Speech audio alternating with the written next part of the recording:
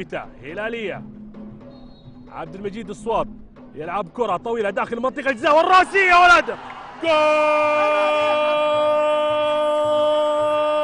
هلالي، جول هلالي ثاني. الهلال يضرب الشباب بعد مرور 20 دقيقة بهدفين، هدفين غير متوقعة من الشبابيين، هدفين هلالية رائعة. الهلال يتقدم بهدفين وسط فرحة للجهاز الفني والبدلاء لفريق نادي الهلال.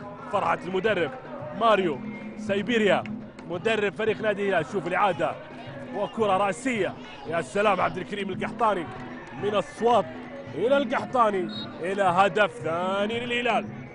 الهلال يتقدم على الشباب بعد مرور 21 دقيقة بهدفين مقابل لا شيء.